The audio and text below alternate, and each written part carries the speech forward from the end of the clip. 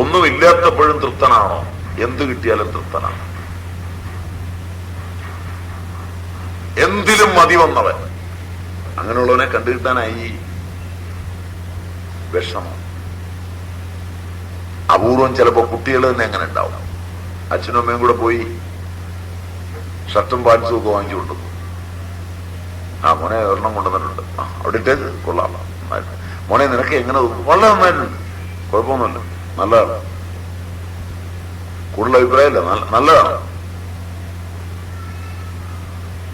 ഇത് കഴിഞ്ഞ് വേറൊരാൾ കൊണ്ടത് വേറൊരു സാധനം കൊടുത്തു, അത് നന്നായിട്ടുണ്ട്, കുഴപ്പമൊന്നുമില്ല. കാരണം ഏത് കിട്ടിയാലും നല്ലതാണ്, ചീത്തയില്ല എന്ന് കണ്ടുവരും. അങ്ങനെ ചില പിള്ളേരുണ്ട്, അത് നല്ല സുഹൃതം ചെയ്ത് തന്തയും തള്ളയൊക്കെ ജനിപ്പിച്ചാലേ അങ്ങനെ ജനിക്കുള്ളൂ. ചിലത് എന്ത് കൊടുത്താലും കൊള്ളു.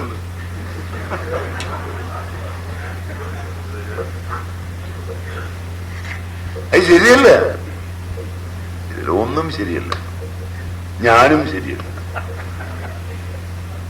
ഈ ലോകമേ ശരിയല്ല. ഉമർ ഖയാമിന്റെ സന്താനങ്ങൾ അവർ ഈ ലോകം തല്ലിയുടയ്ക്കാൻ നടക്കുക. ഈ പ്രപഞ്ചമേ ശരിയല്ല.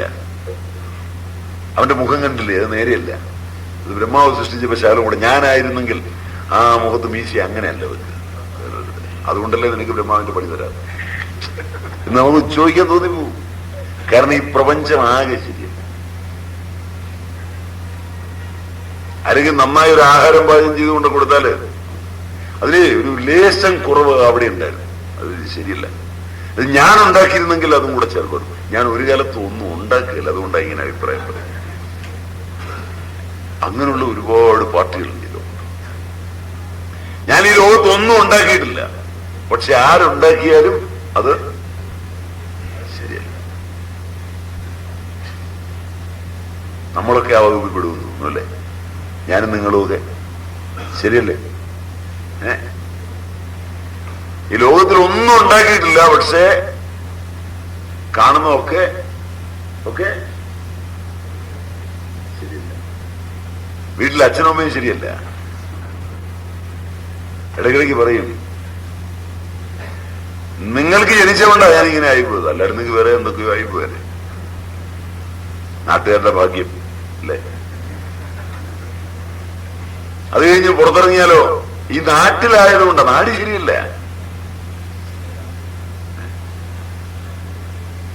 ജനിച്ചിരുന്നെങ്കിൽ ക്ലിന്റനൊക്കെ എന്ത് ചെയ്തേനെന്ന് നമ്മൾ ആലോചിക്കും. നമ്മളൊക്കെ പോയി അവിടെ ജനിച്ചാൽ പാവൻ ക്ലിന്റനൊക്കെ എന്ത് ചെയ്തേ, മോണിക്ക ലെവൻസ്ക്ക് തെണ്ടിപ്പോയേന്. അപ്പോ അവിടെ നമ്മൾ ജനിക്കാത്തത് നന്നായി ആകെ ആലോചിക്കുമോ. അപ്പൊ ഏതായാലും നമ്മൾ ജനിച്ച ലോകം, നമ്മൾ വളർന്ന ലോകം, നാം കണ്ട വസ്തുക്കൾ, ഇതൊക്കെ മോശമാണ്. ഇതൊരു പക്ഷം. അപ്പൊ അതുകൊണ്ട് വിത്തം കൊണ്ട് എങ്ങനെ ധനം എന്ന് പറയുമ്പോൾ അവിടെ ധനം എന്നുള്ളതിന് മണിന്ന് മാത്രം അർത്ഥം എടുക്കരുത്. മണിയോർ കൈറ്റ്, ധനവും ധനപരമായ വസ്തുക്കൾ, അതുകൊണ്ടൊന്നും മനുഷ്യൻ തൃപ്തനാവില്ല. ഒന്നും കൊടുത്ത് തൃപ്തിപ്പെടുത്താൻ പറ്റില്ല. ഒന്നും കിട്ടാതെ തൃപ്തനാകുന്നവൻ എല്ലാത്തിലും തൃപ്തനാവും. നമ്മളില്ലേ ചില ആളുകൾ അങ്ങനെ ഉണ്ട്, എന്ത് കിട്ടിയാലും തൃപ്തിയാ, ഒന്നും കിട്ടിയില്ലെങ്കിലും തൃപ്തിയാണ്. അങ്ങനെയുള്ള ആളുകളുണ്ട്. അവരുടെ കൂടെ ജീവിക്കാൻ വളരെ സുഖമാണ്. ചില ആളുകളുണ്ട് എന്തെടുത്തു കൊടുത്താലും നന്നായിട്ടുണ്ട്, കുഴപ്പമില്ല, തൃപ്തരായി ജീവിക്കുന്ന, ഒരു ഭൂമിക്ക് തൃപ്തി നൽകുന്നവർ. ഇപ്പോ ധനം കൊണ്ട് തൃപ്തനാവാൻ പറ്റില്ല. നതർപ്പണീയ, തൃപ്തിപ്പെടുത്താൻ കഴിയുന്നവനല്ല. അങ്ങയെ അദ്രാത്മചേത്, കണ്ടുവെങ്കിൽ വിത്തം ലഭ്യാമഹേ, ധനം ലഭിക്കും. അങ്ങേ കണ്ടാൽ തന്നെ ധനം ലഭിക്കും. യാവത്, ഏതുവരെ ത്വം അങ്ങ് ഈശിഷ്യസി, ഈശനായിരിക്കുന്നുവോ താവത്, അതുവരെ ജീവിഷ്യാമഹ, ജീവിക്കും. ഇത് രണ്ടും ഉറപ്പാണ്. അങ്ങ് ഇച്ഛിക്കുന്നവരെ ജീവിക്കുമെന്ന കാര്യം ഉറപ്പാണ്. അങ്ങയെ കണ്ടാൽ തന്നെ ധനമായി എന്നുള്ള കാര്യം ഉറപ്പാണ്. പിന്നെ അതെന്തിനാ ഞാൻ ചോദിച്ചു വാങ്ങിക്കുന്നു? ഇത് രണ്ട് വിഡിതമാണ് അങ്ങനോട് പറഞ്ഞത്. കാരണം എന്താ? ഒന്ന്, അങ്ങയുടെ ഇടയ്ക്ക് വന്നിട്ട് ധനം ചോദിക്കുക. രണ്ട്, അങ്ങ് തീരുമാനിക്കുന്നവരെ ജീവിതമുണ്ട്. പിന്നെന്തിനാ എനിക്ക് ചിരഞ്ജീവി എന്ന് പറയുന്ന പരിപാടി? അപ്പൊ ഇത് രണ്ടും അങ്ങയോട് ചോദിക്കാൻ വന്നാൽ ഞാൻ വെട്ടിയാണ്. അത് രണ്ടും കൊണ്ട് വേണ്ട. അതുകൊണ്ട് എനിക്ക് വരണീയ വരിക്കേണ്ടതായ വരമാകട്ടെ സഹായേവ, അത് തന്നെയാകും. വേറൊരു വരം എനിക്ക് ചോദിക്കാനില്ല. ഞാൻ ആദ്യം ചോദിച്ച വരത്തിൽ ഇതാ കുറച്ച് നിൽക്കും, ഒരു മാറ്റവും കൂടാ. അങ്ങ് എങ്ങനെയൊക്കെ പറഞ്ഞാലും എത്രയൊക്കെ പറഞ്ഞാലും എന്റെ തീരുമാനത്തിന് മാറ്റമില്ല. എനിക്ക് ധനം വേണ്ട. കാരണം ധനം കൊണ്ട് തൃപ്തി കിട്ടില്ല. കാരണം ഞാൻ കണ്ടിട്ടാ വരുന്നത്, എന്റെ അച്ഛൻ തന്നെ ധാരാളം പശുക്കളുള്ളപ്പോ കാലൊടിഞ്ഞതിനെ കൊടുക്കുന്നു. തൃപ്തി വരുമായിരുന്നെങ്കിൽ അച്ഛൻ കാലൊടിയാത്തതിനെ. അപ്പൊ തൃപ്തി വരില്ല എന്നുള്ള കാര്യം എത്രയൊക്കെ ആയാലും ഞാൻ കണ്ടതാണ്. ആ നിലയ്ക്ക് എനിക്ക് ഏതായാലും വിത്തൊന്നും വേണ്ട. ഇനി അങ്ങനെ എടുക്കാൻ വന്നിട്ട് എന്ത് വിത്തം? അതുകൊണ്ട് അതും എനിക്ക് ആവശ്യമില്ല. പിന്നെ അങ്ങ് ചിരഞ്ജീവിയാക്കാമെന്ന് പറഞ്ഞു, അത് അങ്ങയുടെ ഇച്ഛയുള്ളിടത്തോളം കാലമല്ലേ, അതും വേണ്ട.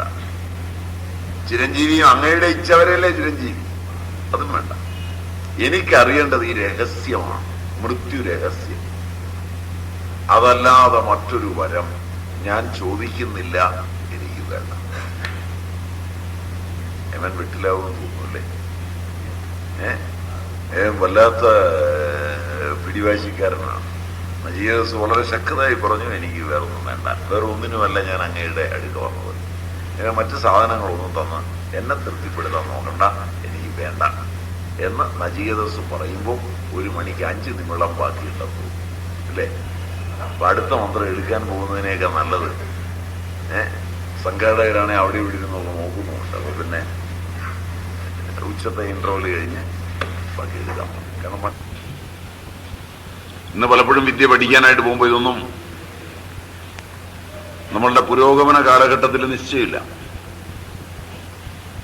പണ്ട് കാലത്ത് പഠിക്കാൻ പോകുമ്പോ അധികാരി പഠിക്കണം എങ്കിലേ വിദ്യക്ക് വീര്യമുണ്ടാവുമെന്നത്. വിദ്യക്ക് വീര്യമുണ്ടാകുമ്പോഴാണ് സമാജം പുരോഗമിക്കുന്നത്. അതിന് അധികാരിയായിട്ടുള്ളവൻ പഠിക്കണം. ഇന്ന് അധികാരിയായിട്ടുള്ളവൻ ഒരിക്കലും പഠിക്കരുത് എന്ന് തീരുമാനമുള്ള കാലമാണ്. വിദ്യ വീര്യവത്താക്കുന്നതിന് അധികാരി പഠിക്കാൻ പോണമെന്നാണ്. അധികാരം എന്ന് പറഞ്ഞാൽ അവകാശദാതൃവായിരിക്കുന്ന എന്ന് പറഞ്ഞാൽ ഒരു നാഴിയിൽ നാഴി മാത്രമേ കൊള്ളുള്ളൂ. അതിനകത്ത് ഇടങ്ങഴി തല്ലിക്കൊള്ളിച്ചാൽ ആ നാഴി പൊട്ടിപ്പോകും. പാത്രം, നാഴി എന്ന് പറയുന്ന പാത്രത്തെയും പറയും, അളവിനെയും പറയും. അപ്പൊ നാഴി അളവ് കൊള്ളുന്ന ഒരു നാഴിപ്പാത്രത്തിനകത്ത് ഇടങ്ങഴി തല്ലിക്കയറ്റിയാല് ആ പാത്രം പൊട്ടിപ്പോകും. പാത്രം പോകാതെ കൊള്ളിക്കാൻ കഴിയണമെങ്കിൽ അതിനുള്ള അവകാശം ഉണ്ടായിരിക്കണം. അതാണ് അധികാരം എന്ന് പറയുന്നത്. ഓരോ വിദ്യക്കും അതിന്റെ അധികാരിയുണ്ട്. വിദ്യ അനായാസേന കൈവരിക്കുന്നവൻ. വിദ്യ അനായാസം വേണം കൈവരിക്കാൻ. ഇതാണ് പണ്ടുള്ള നിയമം. അങ്ങനെ അനായാസം വിദ്യ കൈവരിക്കണമെങ്കിൽ അതിന് അധികാരിയായവൻ ഇറങ്ങിത്തിരിക്കണം എന്ന് പണ്ട് പറയും. അപ്പൊ അധികാരം ഏത് വിഷയത്തെ പറ്റിയാണ്, അവിടെയും പ്രാധാന്യമാണ്. ഇന്ന് പലപ്പോഴും ഏത് വിഷയമാണെന്ന് ചിന്തിച്ചിട്ടൊന്നും ആളുകൾ പഠിക്കാറില്ല. എന്തെങ്കിലും പഠിക്കാൻ പോകുന്നു, പഠിച്ചു കഴിഞ്ഞ് തീരുമാനിക്കാമെന്നാണ്. പണ്ടങ്ങനെയല്ല. അതുകൊണ്ട് രാഷ്ട്രത്തിന് നഷ്ടം, സമാജത്തിന് നഷ്ടം, വ്യക്തിക്ക് നഷ്ടം, സമയനഷ്ടം, വിദ്യയ്ക്കും നഷ്ടം. നമ്മളിപ്പോ പഠിക്കാൻ പോകുന്ന പല കാര്യങ്ങളും മറക്കാൻ വേണ്ടി പഠിക്കുന്നതാണ്. ഇതൊക്കെ പഠിപ്പിക്കാതെ വല്ല തെങ്ങ് കയറ്റമോ വല്ല വിത്ത് വിതയ്ക്കാനോ പാത്രം മൂടാനോ തൂത്തുവാരാനും ഒക്കെ ചെറുപ്പകാലം പോലെ ഇത്രയായിരം ജനങ്ങളെ പഠിപ്പിച്ചാൽ ഒരുപാട് ലാഭം ഉണ്ടാവുക. ഈ അനലിറ്റിക്കൽ ജോമെട്രിയും കാൽക്കുലസും അതും ഒക്കെ പഠിച്ചിട്ട് എന്തിനു വേണ്ടി പഠിച്ചു എന്ന് പഠിച്ചവനോട് തന്നെ ചോദിച്ചാൽ അതിന്റെ ഒന്നും ഒരു പ്രയോജനവും അവൻ പ്രവർത്തിക്കുന്ന ഒരു മേഖലയിലും ഉണ്ടെന്ന് തോന്നുന്നില്ല. 10,000-കണക്കിന് ക്ലർക്കന്മാർ നമ്മുടെ പല ഓഫീസുകളിൽ ജോലി ചെയ്യുന്നുണ്ട്. അവരൊക്കെ എന്തിനാണ് അനലിറ്റിക്കൽ ജോമെട്രി ഒക്കെ പഠിച്ചത്? അവരെന്തിനാണ് ഈ കാൽക്കുലസ് പഠിച്ചത്? അവരെന്തിനു വേണ്ടിയാണ് ഊർജ്ജതന്ത്രവും രസതന്ത്രവും ഒക്കെ ഇത്ര ഗഹനമായി പഠിപ്പിച്ചത്? കാരണം ഫയൽ മെയിൻറ്റെയിൻ ചെയ്യാൻ ഇതൊന്നും ആവശ്യമില്ല. ശരിയല്ലേ? ശരിയല്ലേ? അവസാനം വർഷങ്ങൾ വെറുതെ കളഞ്ഞത് മിച്ചം. പല പഠനങ്ങളും പലപ്പോഴും വിഷയം എന്താണെന്ന് അറിയാത്ത പഠനമാണ്. ഇതൊക്കെ കലർത്തി പഠിക്കുകയാണ്. പഠിച്ചതൊക്കെ ഓർത്തിരിക്കുവോ? ഓർത്തിട്ട് കാര്യം വല്ലതും ഉണ്ടോ? ഒരു നാട്ടിൻപുറത്തൊരു വീട്ടില് 10-19 വയസ്സാകുമ്പോൾ ഒരു പെൺകുട്ടി വിവാഹം കഴിച്ച് പിള്ളേരെ വളർത്താൻ പോകുമ്പം എങ്ങനെയാണ് ഭർതൃപരിചരണം, എങ്ങനെയാണ് നല്ല സാമ്പാറും നല്ല അവിയലും കിച്ചടിയും ഒക്കെ ഉണ്ടാക്കുന്നത്, എങ്ങനെയാണ് പശുവിനെ അഴിച്ചു കെട്ടി പുല്ല് കൊടുക്കാവുന്നത്, ഇതൊക്കെ പഠിപ്പിച്ചിരുന്നേ കൂടുതൽ പറയാനുണ്ട്. ഇതൊക്കെ ചെയ്യാൻ പോകുന്നൊരു പെങ്കൊച്ച് ജീവിതത്തിൽ ഒരിക്കലും പ്രയോജനപ്പെടാത്തതും ഒരിക്കലും ഓർത്തിരിക്കേണ്ടാത്തതുമായ കുറെ കാര്യങ്ങൾ വെച്ച് X bar is equal to T plus C sigma FD by N എന്നൊക്കെ പഠിച്ചിട്ട് എന്ത് കാര്യമേ ഉള്ളൂ? മനസ്സിലായില്ല? മനസ്സിലായില്ലേ? ശരിയല്ലേ? ജീവിതമായിട്ടൊരു പ്രയോജനമില്ല. ഇത് എപ്പോഴെങ്കിലും പ്രയോജനപ്പെടുത്തുന്നുണ്ടോ? അതില്ലാതാണ്. രാജ്യത്തിന്റെ ഖജനാവിൽ നിന്ന് കുറെ പണം ആ വഴിക്ക് ചിലവാക്കുന്നു, കുറെ പേർക്ക് ശമ്പളം കൊടുക്കുന്നു, കുറെ പേര് ഇതിന്റെ പൊത്തനമൊക്കെ വാങ്ങിച്ച് ചുവന്നുകൊണ്ട് നടക്കുന്നു, കുറെ പ്രിന്റിംഗ് ഹൗസുകളിൽ പൊത്തനെല്ലാം പ്രിന്റ് ചെയ്ത് കൂട്ടുന്നു. ഇതൊക്കെയല്ല. ഇതുകൊണ്ട് എന്ത് പ്രയോജനമില്ല. അപ്പൊ വിഷയം എന്താണെന്ന് അന്വേഷിക്കുന്ന ആധുനികന് ഇല്ല. പഠിക്കാൻ എന്തിനെങ്കിലും വിടുന്നു. ഇത് പഠിച്ചിട്ട് എന്ത്? നേരത്തെ ഒരു കൊട്ടയം വാങ്ങിച്ചു കൊടുത്ത് പയ്യന്നൂർ ചന്തയെ മത്തി വാങ്ങിക്കാൻ പോയാൽ അവൻ കോടീശ്വരനായിട്ട് മാറും. കുറെ കഴിയുമ്പോൾ അവൻ 30-40 MA-ക്കാരെ നിരത്തിരുത്തി അവൻ കഞ്ഞി കൊടുക്കുന്ന അവസ്ഥയുണ്ടാവും. ഒരു 12-13 വയസ്സാകുമ്പോൾ ഒരുമാതിരി ഇതാവുമ്പോൾ കുറച്ച് പൈസയും മുടക്കി കൊടുത്ത് മത്തി അവിടുന്ന് ഹോൾസെയിൽ വിൽക്കാനുള്ള പരിപാടി തുടങ്ങാൻ ഈ വിദ്യയൊന്നും ആവശ്യമില്ല. ശരിയല്ലേ? ശരിയല്ലേ? അതോ എതിരുണ്ടോ? കുറച്ച് കഴിയുമ്പോൾ ഇവനാ രാജാവ്. നിങ്ങൾ ഈ പഠിത്തമെല്ലാം കഴിഞ്ഞതും പകുതി മറന്ന് 3-4 ഡിഗ്രി ഒക്കെ നേടി വരുമ്പോ മറ്റവരുടെ മാന്യമായിട്ട് അമ്പലത്തിന്റെ പ്രസിഡന്റ്, ഖജാൻജി, സ്ഥലത്തെ പഞ്ചായത്തിന്റെ ദിവ്യൻ ഒക്കെ ആയിട്ട് ഇവനിരിക്കുകയാണ്. മറ്റവന് എന്നിട്ട് ഓച്ചാനിച്ച് പോയിരിക്കുക വല്ലതും എനിക്കും തരണേന്ന്. പിന്നെ ഇവനൊരു പരിപാടിയുണ്ട്, മറ്റവന് പ്രസംഗം എഴുതി കൊടുക്കുക. വേണ്ടി വന്നാൽ പുസ്തകം എഴുതിയിട്ട് അവന്റെ പേരിൽ പ്രസിദ്ധീകരിക്കുക. അങ്ങനെയാണല്ലോ ഈ ദുഃഖങ്ങളൊക്കെ ഇറങ്ങി വരുന്നത്. എന്തിനാ ഈ ജീവിതം? അവിടെയാണ് പൂർവൻ, അധികാരി, വിഷയം, സംബന്ധം, പ്രയോജനം. ഇത് നോക്കാതെ പണ്ട് പഠിച്ചിട്ടില്ല, പണ്ട് പഠിപ്പിച്ചിട്ടില്ല.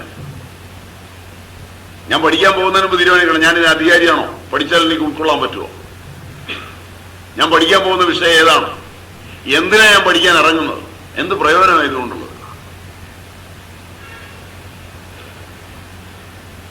ഇത്രയും കാര്യം മിനിമം അറിയണം. ഇതിന് അനുബന്ധ ചതുഷ്ടയം എന്ന് പറയും. ഇത്രയാണ് നമ്മളിപ്പോ കഴിഞ്ഞത് സത്യത്തിൽ. അതുകൊണ്ട് ഞാൻ അനൗപചാരികമായിട്ട് ഒരു കാര്യം പറഞ്ഞേക്കാം, നേരത്തെ നമുക്ക് തുടങ്ങാവുന്നത്. ഔപചാരികമായി 2.5 എന്ന് പറഞ്ഞെങ്കിലും ഇത് അധികാരി, വിഷയം, സംബന്ധം, പ്രയോജനമെന്ന അനുബന്ധ ചതുഷ്ടയം, അനുബന്ധങ്ങളായ കാര്യങ്ങൾ വിദ്യക്ക് ഏറ്റവും പ്രധാനപ്പെട്ടതാണ്. അതാണ് ഇത്രയും നേരം കൊണ്ട് നമ്മളെ യമനും നചികേതസും തമ്മിലുള്ള ചർച്ചയിലൂടെ കൊണ്ടുവന്നത്. നചികേതസ് അതിന്റെ ബാക്കി കുറെ കൂടെ ആ ഒന്നാം വല്ലി സമാപിക്കുമ്പോൾ, ഒന്നാം വല്ലി സമാപിക്കാൻ 2 ശ്ലോകങ്ങളും കൂടെ ഉണ്ടെന്ന് തോന്നുന്നു, അല്ലേ? അല്ലേ? 2 ശ്ലോകം കൂടെ. അപ്പൊ ഒന്നാം വല്ലി സമാപിക്കുമ്പോഴേക്ക് ഇതെല്ലാം തെളിഞ്ഞു വന്നു. അപ്പൊ യമധർമ്മന് നചികേതസിന്റെ സ്വഭാവം മനസ്സിലായി. നചികേതസ് എത്രത്തോളം അധികാരിയാണ് ഈ വിഷയത്തിന്, പഠിക്കാൻ എത്രത്തോളം ആവേശമുണ്ട്. പണ്ടും പഠിക്കാൻ താല്പര്യമുള്ളവനിൽ നിന്ന് വിദ്യ മാറ്റിവെക്കാൻ പറ്റില്ല. വിദ്യ അർഹിക്കുന്നവൻ പോയി കഴിഞ്ഞാൽ ചുറ്റുപാടുകളോ മറ്റു കാര്യങ്ങളോ ഒന്നും വിദ്യയ്ക്ക് പ്രസക്തമല്ല. അതിന് അർഹതയില്ലാത്തവൻ ഏതെല്ലാം ചുറ്റുപാട് ഒരുക്കി കൊടുത്താലും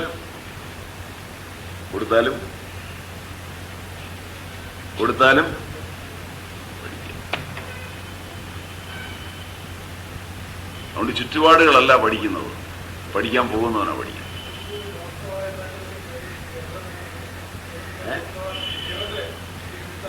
പി സി തോമസിന്റെ അല്ലേ ഉദ്ദേശിക്കും? ഡോക്ടർമാരെ ഉണ്ടാക്കാൻ പറ്റില്ല. മനസ്സിലായില്ലേ? ഡോക്ടർമാരെ ഉണ്ടാക്കാൻ പറ്റില്ല.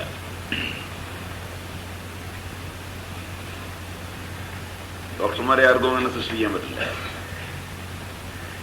പകരം കുറച്ച് തൊഴിലാളികളെ സൃഷ്ടിക്കാൻ പറ്റും. അത് ഞാൻ മുമ്പ് പറഞ്ഞ പോലാണ്. പ്രസിദ്ധങ്ങളായ മെഡിക്കൽ കോളേജുകളിൽ ചെന്നാൽ 3-ാം കൊല്ലം കോടീശ്വരന്റെ മകളെ വിവാഹം കഴിച്ച് പുകലക്കട നടത്തുന്ന ഡോക്ടർമാരെ കാണാം. അതിനുവേണ്ടി മാത്രം 25 ലക്ഷം മറ്റും കൊടുത്ത് അഡ്മിഷൻ വാങ്ങിക്കുന്നുണ്ട്. ഇതിനുവേണ്ടി മാത്രം. മാഷക്ക് കാശില്ലെങ്കിലും വീടെല്ലാം കൂടി പണയപ്പെടുത്തി 25 ലക്ഷം കൊടുത്ത് മംഗലാപുരത്ത് എവിടെയെങ്കിലും ഒരു അഡ്മിഷൻ വാങ്ങിച്ചിട്ട് 3-ാം കൊല്ലം മാഷ് മകനെ കാണിച്ചിട്ട് കല്യാണം കഴിപ്പിക്കുന്നു. അപ്പൊ ഇങ്ങനെ MBBS ഉം MD യും കഴിഞ്ഞു വന്നാൽ സ്ത്രീധനം കൂടും. അപ്പൊ അതിനുമുമ്പേയാണ് കുറച്ച് കുറവ് കിട്ടുമല്ലോ. അതിനായിട്ട് ആളുകൾ ക്യൂ നിൽക്കുകയാണ്. 60 ലക്ഷം സ്ത്രീധനവും വാങ്ങിച്ച് മാരുതി കാറും വാങ്ങിച്ച് പിന്നെ പെണ്ണിനെ തൂക്കാവുന്നിടത്തോളം സ്വർണം കൊടുത്തൊരു മന്ദബുദ്ധിയായ പെണ്ണിനെ, കോടീശ്വരന്റെ ഒരു മകളെ, കള്ളമുതലാളിയാണെ ഗംഭീരവും, വിവാഹം കഴിച്ചു കഴിഞ്ഞാൽ പിറ്റേ ദിവസം രാവിലെ അപ്പുറത്ത് അമ്മായി ചെന്ന് തന്നെ ഒരു ബിസിനസ്സും തുടങ്ങി കൊടുക്കുകയാണ്. കാശ് മാഷൊക്കെ എടുക്കുകയും ചെയ്യാം. ഇതിപ്പോ ബിസിനസ്സാണ്, മാർക്കറ്റിൽ ഏറ്റവും ചൂടുള്ള ബിസിനസ്സാണ്. അറിയില്ല നിങ്ങൾക്കാർക്കും? പയ്യന്നൂർക്കാരും തുടങ്ങിയിട്ടില്ല. എവിടെയോ പയ്യന്നൂർ ഒരുത്തനെ ഞാൻ അങ്ങനെ പരിചയപ്പെട്ടല്ലോ. നല്ല ചൂടപ്പം പോലെ കഴിയുന്ന ബിസിനസ്സാണ്. എഞ്ചിനീയറിംഗിലും ഉണ്ട് ഇത് ഇഷ്ടം പോലെ. പക്ഷെ പഠിച്ചുകൊണ്ടിരിക്കുമ്പോൾ തന്നെ കല്യാണം കഴിപ്പിക്കും. പഠിച്ചു കഴിഞ്ഞ് ഇറങ്ങിയാൽ പ്രയാസമാണ്. കാരണം പഠിച്ച് കഴിയില്ല. അതുകൊണ്ട് അത് കാശ് കൊടുത്താലും പറ്റും. ഇപ്പുറത്ത് അതിന് വേറെ കുറെ തരത്തിലുള്ള കോച്ചിങ്ങൊക്കെ കൊടുത്താലും പറ്റും. ഇതുകൊണ്ടൊക്കെ വല്ലതും മനുഷ്യത്വം ഉള്ളവനുണ്ടാവുമോ? മനുഷ്യത്വത്തിന് കോച്ചിങ് ഉണ്ടോ? പി സി തോമസിന് മനുഷ്യത്വം ഉണ്ടാക്കി കൊടുക്കാൻ പറ്റുമോ? എൻട്രൻസ് ചെയ്യിപ്പിക്കാനല്ലേ പറ്റുള്ളൂ. മനുഷ്യത്വം ഇല്ലാത്തവൻ ഈ രംഗത്ത് വിജയിക്കുമോ? ചോദ്യം മനസ്സിലായില്ല. എൻട്രൻസ് ഒക്കെ ജയിക്കാം. പി സി തോമസിന്റെ അടുക്ക വിട്ടാൽ മതി. ഇവിടെ നോക്കെ പിള്ളേർ പോകുന്നുണ്ട്, ശരിയാണ്. അതുകൊണ്ട് മാത്രം രക്ഷയെ 60കാരനും കത്തിയാണ് ഉപയോഗിക്കുന്നത്. ഡോക്ടറും ഓപ്പറേഷൻ തിയേറ്ററിൽ കത്തിയാണ് ഉപയോഗിക്കുന്നത്. രണ്ടും ഒരുപോലെ ഉപയോഗിച്ചാൽ കഥയൊന്നും ആലോചിച്ച് മനസ്സിലായില്ലേ? അല്ലേ? രണ്ടും കത്തി തന്നെയല്ലേ? രണ്ടും കീറാനും മുറിക്കാനും ഉപയോഗിക്കുന്നു. പക്ഷെ 60കാരൻ ഉപയോഗിക്കുന്ന അതേ തരത്തിൽ ഉപയോഗിച്ചാൽ അത് കഥയൊന്നും ആലോചിച്ചേ. അതുകൊണ്ട് വിദ്യ എന്ന് പറയുന്നത് അതിന് അധികാരിയായവന്റെ കയ്യിൽ കിട്ടിയെങ്കിൽ മാത്രമേ അത് വിളങ്ങുള്ളൂ. അധികാരി അല്ലാത്തവന്റെ കയ്യിൽ വിദ്യയ്ക്ക് യാതൊരു പ്രസക്തിയില്ല. 1. 2, അതെന്താണ് വിഷയം എന്ന് അറിയുന്നവൻ കൈകാര്യം ചെയ്തെങ്കിലേ പ്രയോജനമുള്ളൂ. അത് 2. പിന്നെ ഇതുകൊണ്ടുള്ള പ്രയോജനം എന്താണെന്ന് അവൻ വ്യക്തമായി അറിഞ്ഞിരിക്കണം. ഇത് 3 പൂർവ്വൻ അറിയാമായിരുന്നു. ഇന്നതിന് പ്രസക്തി ഇല്ലെന്നാണ് എനിക്ക് തോന്നുന്നത്. നിങ്ങൾക്ക് എങ്ങനെ തോന്നുന്നു എനിക്കറിയില്ല. ഞാൻ എന്റെ തോന്നലാണ് വിളിച്ചു. കാരണം നമ്മൾ ആരും പഠിക്കാൻ പോകുമ്പോൾ ഇന്ന് നമ്മളതിന് അധികാരിയാണോ നോക്കാറില്ലെന്നാണ് എനിക്ക് തോന്നുന്നത്. ശരിയല്ലേ? നമ്മൾ ഒറ്റ കാര്യമേ നോക്കേണ്ടുള്ളൂ. നമ്മളതിന് അധികാരിയാണോ? അധികാരിയാണെങ്കിൽ നമ്മൾ ഏറ്റവും നല്ല മാനദണ്ഡങ്ങളോടുകൂടി നമുക്ക് നേടേണ്ട കാര്യം നമ്മൾ നേടിക്കൊണ്ട് തന്നെ വരും. 50 രൂപ ആവശ്യമുള്ളവൻ കടം മേടിക്കാൻ പോയാൽ അവൻ കിട്ടേണ്ടവന്റെ അടുക്കൽ എങ്ങനെയൊക്കെ നിൽക്കുമെന്നുള്ള കാര്യം നിങ്ങൾക്ക് എല്ലാം അറിയാം. ശരിയല്ലേ? 50 രൂപയുടെ ആവശ്യമുണ്ട്. അയലോക്കംകാരൻ്റെ അടുക്കൽ കടം വാങ്ങിക്കാനാണ് പോകുന്നത്. പരമദുഷ്ടനാണെന്ന് അറിഞ്ഞുകൊണ്ട് തന്നെ അങ്ങോട്ട് ചെല്ലുന്നത്. അപ്പൊ അവന്റെ ദുഷ്ടതയൊക്കെ മറന്ന് ആ സമയത്ത് തരുന്നതിന് പറ്റുന്ന വിധത്തിൽ നമ്മൾ നിൽക്കാനും വർത്തമാനം പറയാനും അതെങ്ങനെയും മേടിച്ചുകൊണ്ട് പോരാനും തയ്യാറായിട്ടായിരിക്കും നമ്മൾ ഇറങ്ങിത്തിരിക്കുന്നത്. അല്ലേ? ശരിയല്ലേ? അപ്പൊ നമുക്ക് ആവശ്യമുണ്ട്. അതാണ് അധികാരത്തിന്റെ ആദ്യത്തെ ഭാവം. അപ്പൊ അധികാരി എന്നുള്ളത് ഏറ്റവും പ്രധാനപ്പെട്ടതാണ്. രണ്ട് വിഷയം എന്താണെന്ന് അത് ശക്തമായി അറിയുന്നവനായി ഇറങ്ങിത്തിരിക്കുന്നത് പണ്ട് കാലത്ത്. ഇന്ന് എന്തിനു വേണ്ടിയിട്ടൊരു വിഷയത്തിന് പോയി ചേർന്നു? കോളേജിൽ തന്നെ അഡ്മിഷൻ കൊടുക്കുമ്പം first choice, second choice, third choice, ഒന്നും കിട്ടിയില്ലെങ്കിൽ ഒരു ചോയ്സ്. ഇത്രയുണ്ടെന്ന് തോന്നുന്നില്ല അല്ലേ? അങ്ങനല്ലേ? അവസാനം ഏതെങ്കിലും ഇല്ല. അങ്ങനെ ഇങ്ങനെയൊക്കെ ഒരുപാട് ചോയ്സ് ഉണ്ടെന്ന് തോന്നുന്നു അല്ലേ? അതൊക്കെ എഴുതി കഴിഞ്ഞ് ഇതൊന്നും കിട്ടിയില്ലെങ്കിലാണ് പിന്നെ ഏതെങ്കിലും താടോന്ന് പറഞ്ഞ് പുറകെ നടക്കുന്നത്. മറ്റതല്ല, എനിക്കത് മാത്രം മതി കിട്ടിയാൽ. അതല്ല വേറൊന്നും ഞാൻ പോകുന്നില്ല. തീരുമാനിക്കുന്ന വിദ്യാർത്ഥികളിൽ നിന്ന് എത്രയുണ്ട്? എന്റെ വിദ്യാഭ്യാസത്തിന്റെ മാനദണ്ഡങ്ങളൊക്കെ മാറി. ഏത് അച്ഛനമ്മമാരാ ശക്തമായി വിദ്യാർത്ഥിയുടെ അഭിരുചി അറിയുന്നത്? വിദ്യാർത്ഥിയുടെ അഭിരുചി അറിയുന്ന വിദ്യാർത്ഥികളില്ല. അച്ഛനെ അത് പയ്യൊന്നും നോക്കില്ല. ചെറിയ വിഡിത്തവരോട് പറഞ്ഞു പദ്ധതിനകത്ത് എടുക്കണ്ട ചെറിയത് ഇല്ലേ? അങ്ങനെ ഇപ്പൊ ഒരു പടം തന്നെ ഇറങ്ങിയിട്ടുണ്ടെന്ന് തോന്നുന്നു. നിങ്ങൾ കണ്ടോന്നറിയില്ലേ? കൃഷ്ണ ഗോപാലകൃഷ്ണൻ ഇല്ല, കണ്ടില്ലേ?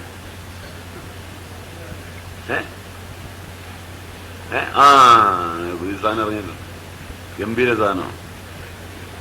കാരണം അതിനകത്ത് ഇതുപോലുള്ളൊരു കഥയാണ്. മനസ്സിലായില്ലേ? മകനാകപ്പെടെ ആഗ്രഹിച്ച പശുവിനെ വളർത്താനാണ്. പശുവിനെ വളർത്താൻ ആഗ്രഹിച്ച മകനെ പശുവിനെ വളർത്താൻ വിട്ടില്ല. അവസാനം മകൻ പോയി MBA ഒക്കെ എടുത്ത് ഗംഭീരനായ ബിസിനസ്സുകാരനായി വന്നു കഴിഞ്ഞ് തന്തയുടെ കർണത്തിൽ 2 കൊടുക്കുന്നതാണ്. ഇത് കഴിഞ്ഞ് അത് ഇവന്റെ ജീവിതത്തിൽ ആവർത്തിക്കുമ്പോൾ കട്ടിലേ കിടന്ന് ഓർക്കുകയാണ് അവിടെ മുതൽ.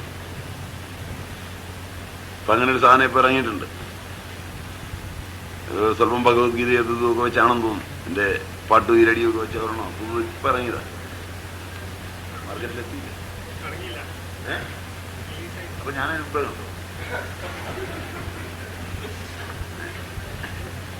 നിങ്ങളുടെ മാർക്കറ്റിൽ വന്നില്ല, കൊട്ടായിലൊന്നും അടിച്ചില്ല. റിലീസ് ചെയ്തതിനോട് ഞാൻ കാണും. അപ്പൊ എന്തായാലും അതുപോലാണ് ജീവിതം. ഏതച്ഛനാണ് മക്കളുടെ അഭിരുചി നോക്കിയിട്ട് പഠിപ്പിക്കാൻ വിടുന്നത്? വിടുന്നുണ്ടോ ആരെങ്കിലും? എനിക്ക് തോന്നുന്നില്ല. അച്ഛനും അമ്മയും നേരത്തെ തീരുമാനിക്കുകയാണ് ഇവൻ എന്നത് പഠിച്ചാൽ മതിയെന്ന്. അഭിരുചിക്കനുസരിച്ച് എന്റെ മകൻ ഇന്നതിന് കൊള്ളാം, ഇന്ന പോലെ ആണ്. എത്ര അമ്മമാരാണ് പഠിച്ച കാലത്ത് പകർത്തെഴുതാതെയും പുസ്തകം തുറന്നു നോക്കാതെ ഇരുന്ന എത്ര അമ്മമാരെ ഇപ്പൊ കുത്തിരുന്ന് പഠിക്കുന്ന പിള്ളേർക്ക് വേണ്ടി. ഇവരൊക്കെ രാവിലെ അവധിയെടുത്ത് രാവിലെ ഇരിക്കുക കൊച്ചിന്റെ കൂടെ പഠിപ്പിക്കാൻ.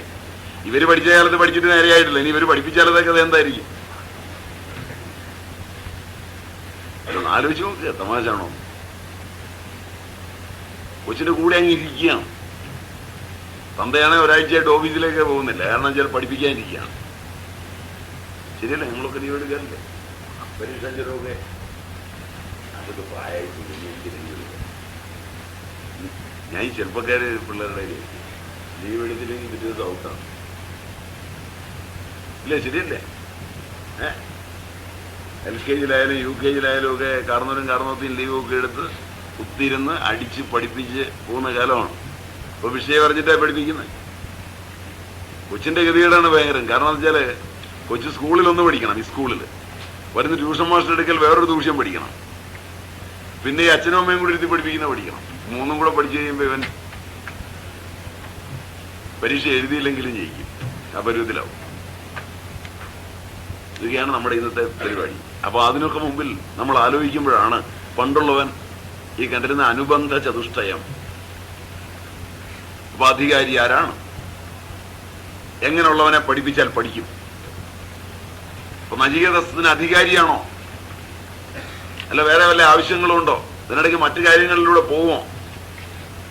ഇപ്പോ സ്കൂളിലേക്ക് പോകുമ്പോ എനിക്ക് വലിയ ബാഗ് വേണം. ബാഗിനാണോ പ്രാധാന്യം, പഠിത്തത്തിനാണോ പ്രാധാന്യം? എനിക്ക് ചൂടടിക്കാതിരിക്കാൻ അകത്ത് ഫാനുള്ള കുട വേണം അല്ലേ? അങ്ങനല്ലേ ജോൺസ് കുട? അപ്പൊ കുടയ്ക്കായി പ്രാധാന്യം. അപ്പൊ ഇങ്ങനെയുള്ള കുടയും വടിയും അതൊക്കെയാണ് പ്രാധാന്യമുള്ളത്. അപ്പൊ അവന്റെ ലക്ഷ്യം മാത്രം ഉണ്ടാവില്ല. നമ്മൾ പോകുന്ന വഴിക്കുള്ള എല്ലാം നോക്കുകയാണ്. അവിടെ ചെന്ന് കഴിഞ്ഞാൽ അധ്യാപകരെ പിന്നെ നോക്കുകയാണ്.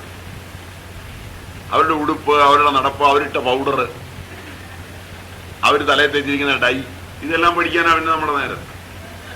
കാരണം ഒന്നും ശരിയല്ല.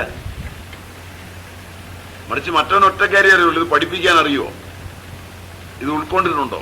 അവനത് മാത്രമേ നോക്കുന്നുള്ളൂ. അവന്റെ ലോകം അതാണ്.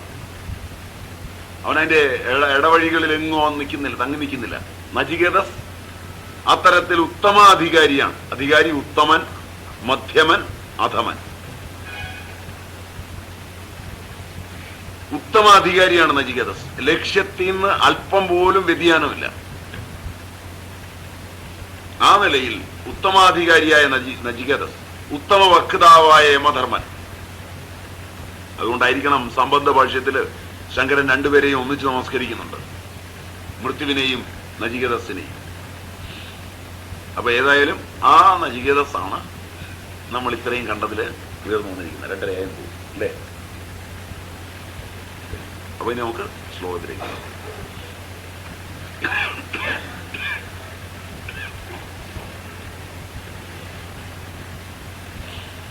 അജീര്യതാമൃതാനാമുപേത്യം ജീര്യന്മർത്യകുതസ്ഥപ്രജാനൻ അവിധ്യായൻ വർണ്ണരതി പ്രമോദാൻ അതിദീർഘേ ജീവിതേ ഘോരമേത. അജീര്യത, ഒരിക്കലും ജീർണത പ്രാപിക്കാം. അമൃതാനാം, മരണമില്ലാത്തവന്മാരുടെ, മൃത്യു വരാത്തവന്മാരുടെ. ഉപയത്തി, അടുത്തു ചെന്നിട്ട് കൊധസ്ഥ,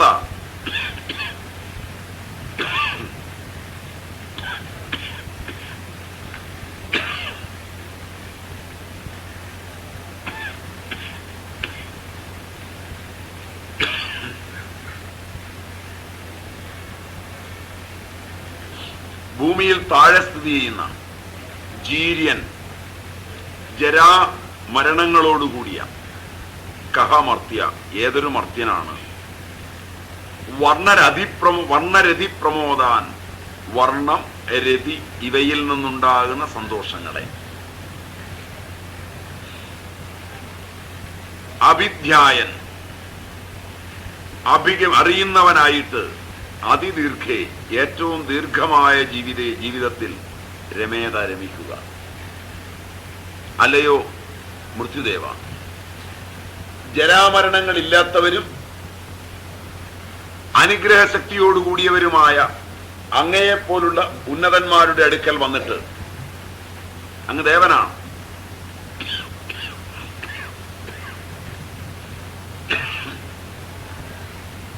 അമൃതനാണ്, അമൃതത്വമുള്ള അങ്ങയുടെ അടുത്തെത്തി കഴിഞ്ഞ ഞാൻ ഭൂമിയിൽ അങ്ങ് താഴെ ജരാമരണങ്ങളോടുകൂടിയ